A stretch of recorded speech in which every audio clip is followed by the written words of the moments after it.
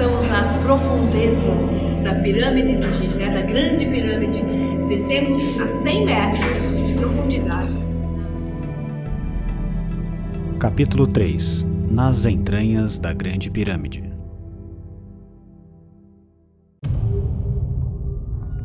As pirâmides são imensos túmulos para os faraós, ou sua antiguidade e função poderia ser bem mais surpreendente do que imaginamos? Talvez esteja na hora de desvelar os mistérios do Egito.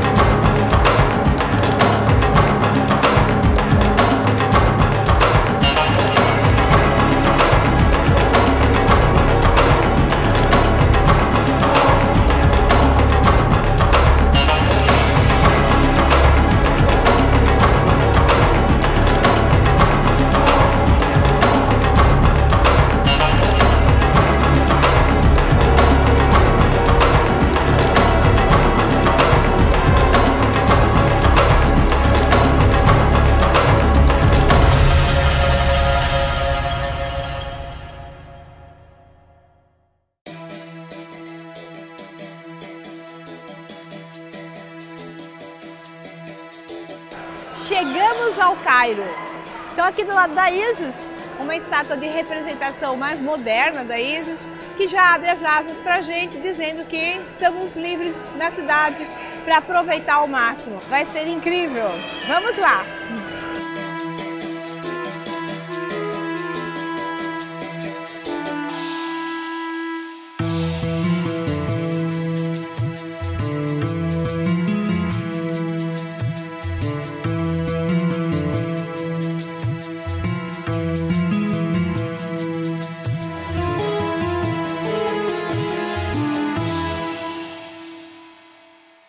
Estamos aqui numa vista panorâmica das 3 pirâmides belíssimas que dá para ver nessa posição, e ainda mais as 3 pequenininhas que estão ao lado, que foram construídas, essas sim, especificamente para tumbas, né?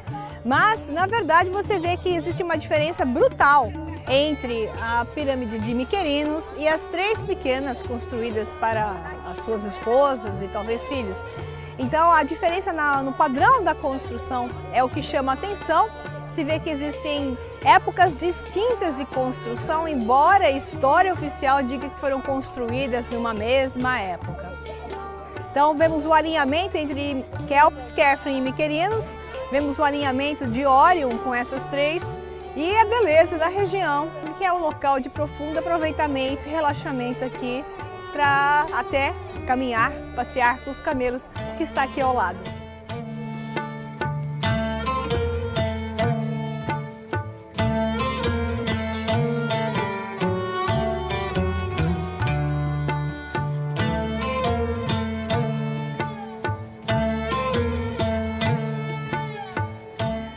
Olá pessoal, chegamos aqui à planície de Gizé, entre a pirâmide grande e a pirâmide de Khafre, né, que é um pouco menor.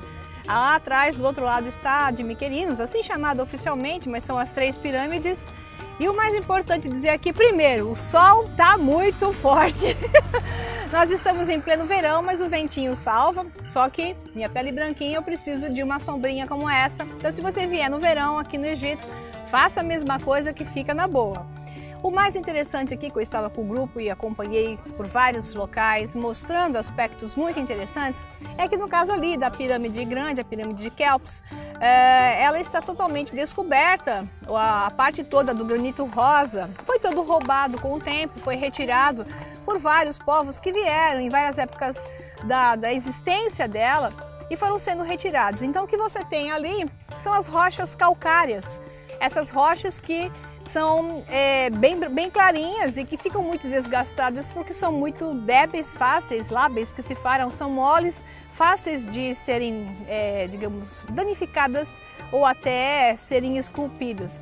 Entretanto, como é que isso foi construído? Essas rochas calcárias, elas eram construídas, esses blocos de calcário se transformavam em algo que se chamou de rochas, mas na verdade não eram.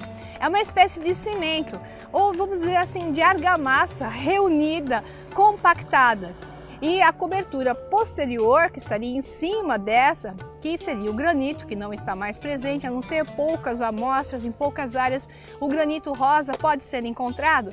Ele é uma área, ele faz um isolamento. Então a rocha calcária, ela tem ou melhor dizendo, esse bloco calcário tem uma característica de condutor de energia.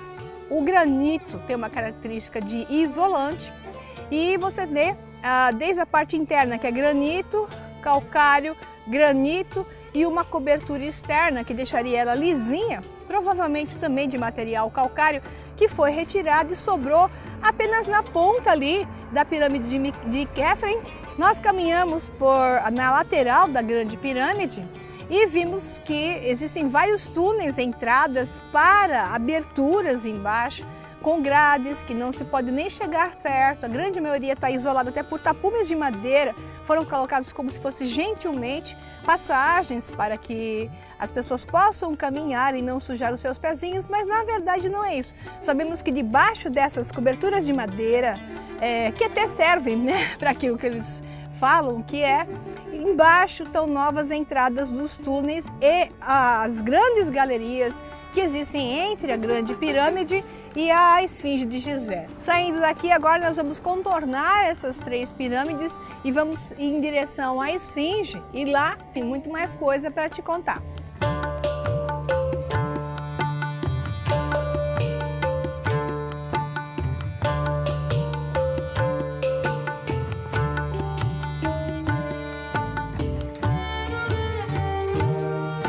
Estamos aqui ao lado da grande esfinge, da maravilhosa esfinge de Gizé, com as pirâmides atrás de nós, avaliando-as bem de pertinho. Nós pudemos chegar, né, com uma exclusividade diária. Então, esta é uma região lindíssima. Vamos aproveitar e ver agora a parte megalítica que fica embaixo da região da esfinge, que mostra uma grande história da fase da construção prévia desse sítio, através dos stoneworkers, os especialistas de megálitos que estiveram por aqui antes de trabalhar especificamente com a limestone. Eles utilizavam outras pedras mais rígidas, com uma maior durabilidade, idênticas àquelas que nós encontramos no Peru, por exemplo, em Cusco e Sacsayhuamán. Então vamos até lá, vamos conhecer o local.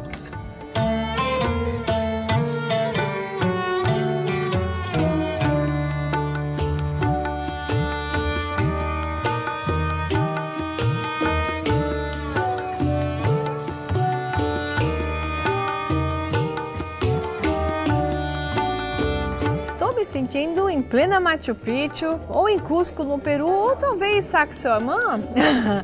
É a mesma coisa, pessoal, mesma tecnologia embarcada, os mesmos padrões. Megálitos gigantescos de mais de 1000 toneladas, megálitos de 80, 90, 30, 120 toneladas e alguns passando de 1000 toneladas. Como nós vimos aquelas peças enormes de Baalbek que são no Líbano, que também são bem parecidas com essa. Então, o encaixamento dessas pedras que tem curvinhas, eles conseguiram fazer cantos arredondados de uma pedra só, igual vimos no Templo de Coricancha, novamente, que é um padrão que eu sempre sigo, porque lá a mais alta tecnologia foi utilizada, aonde uma pedra faz curvas, né? E depois inicia uma nova série. Então, os cantos arredondados, dobrinhas no granito rosa, são surpreendentes e obviamente impossíveis para aqueles tempos. Essa parte megalítica que fica abaixo da grande esfinge, ao lado e abaixo, é uma parte que não dá para dizer que foi feita pelos egípcios, porque basta olhar as proporções, o volume, e a dificuldade de trabalhar com essas pedras. Isto daqui tem de dezenas de milhares de anos a centenas de milhares de anos. Uma civilização prévia com muita tecnologia construiu, e são os mesmos construtores megalíticos que estiveram ao redor do mundo inteiro. Prova disso é a semelhança, o mesmo padrão de construção em todos esses sítios. Vamos conhecer um pouquinho mais.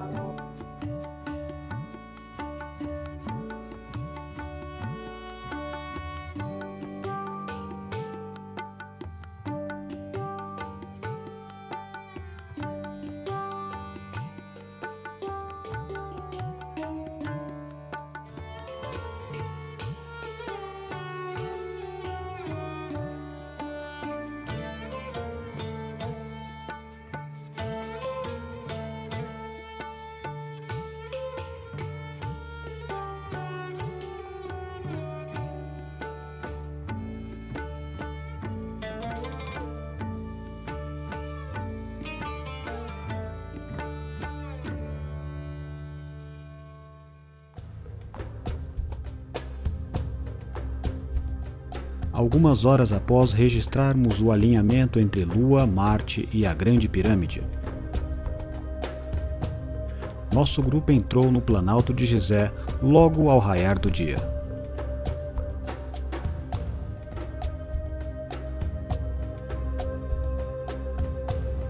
Um dos locais mais surpreendentes da Grande Pirâmide é a Grande Galeria que dá acesso à Câmara do Rei. Com inclinação de mais ou menos 30 graus ascendente, tem 8,6 metros de altura e 46 metros de comprimento. Há 7 níveis nas paredes, com uma inclinação diagonal que deixa a Grande Galeria com apenas 1 metro de largura na abertura de acesso para a Câmara do Rei. Baseado em 20 anos de pesquisa, o engenheiro Christoph Dunn teoriza que a Grande Pirâmide de Gizé era na verdade um grande dispositivo acústico. Por seu tamanho e dimensões, este edifício de cristal criou uma ressonância harmônica com o planeta e converteu as energias vibracionais da Terra em radiação de micro-ondas. O desenho específico da Grande Galeria foi projetado para transferir a energia captada pela enorme área da pirâmide para a Câmara do Rei ressoante. Na verdade, as paredes da Grande Galeria se estreitam 7 vezes, do chão até o teto. Em sua base, os ressonadores eram presos nos encaixes da rampa. A Câmara do Rei é inteiramente revestida com granito. O teto é formado por 9 lajes de pedras, pesando no total cerca de 400 toneladas. Acima da Câmara do Rei existem 5 compartimentos conhecidos como câmaras de alívio. Elas têm dupla função. Além de dispersar o peso colossal acima da Câmara do Rei, evitando o desabamento da estrutura, essas lajes foram projetadas para vibrar em uma harmônica específica.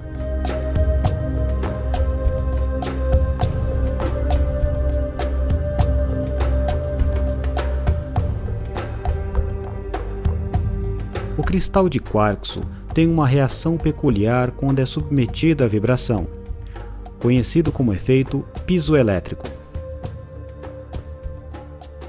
A vibração comprime o cristal alternadamente, gerando corrente elétrica. O cristal de quartzo não cria energia, ele apenas converte um tipo de energia em outra. A Câmara do Rei foi construída com granito de Assuã, que contém 55% ou mais de cristal de quartzo de silício. Então, nesse sentido, a Câmara do Rei é um transdutor. Curiosamente, a própria caixa do interior da Câmara do Rei vibra na frequência de 438 Hz, em sincronismo com o aposento. Tudo o que é necessário é energia suficiente para fazer vibrar as vigas e ativar suas propriedades pisoelétricas.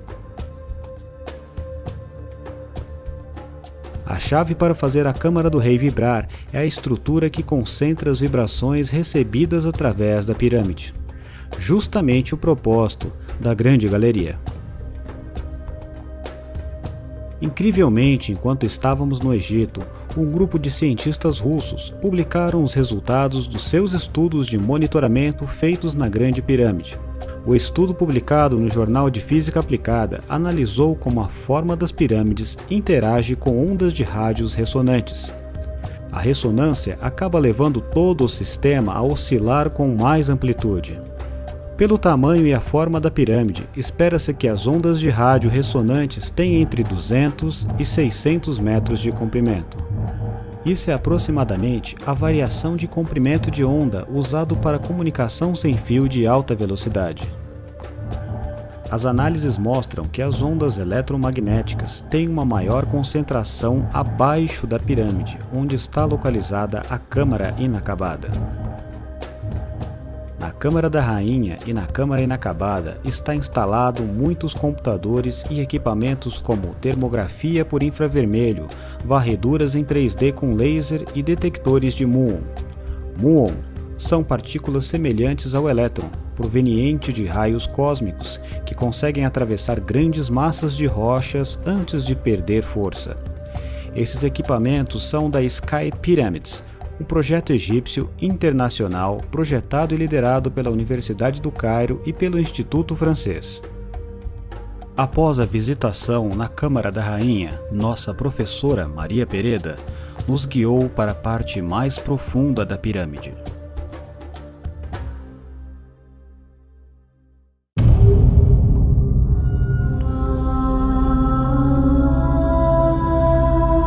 Vamos descer mais uma câmera 100 metros abaixo da Grande Pirâmide. Ele disse que vai faltar um pouquinho de ar, eu trouxe o meu ventiladorzinho, mas vamos com toda a expectativa, vamos para a próxima câmera 100 metros abaixo.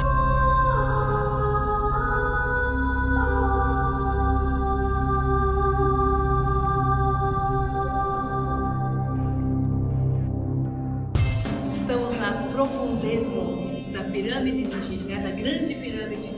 Descemos a 100 metros de profundidade na última câmera. É uma grande emoção termos chegado e visto toda a parte interna do submundo da pirâmide. Realmente existe uma energia especial. O pessoal está eufórico. Interessantemente, com todo esse exercício, parece que a energia subiu em vez da energia baixar.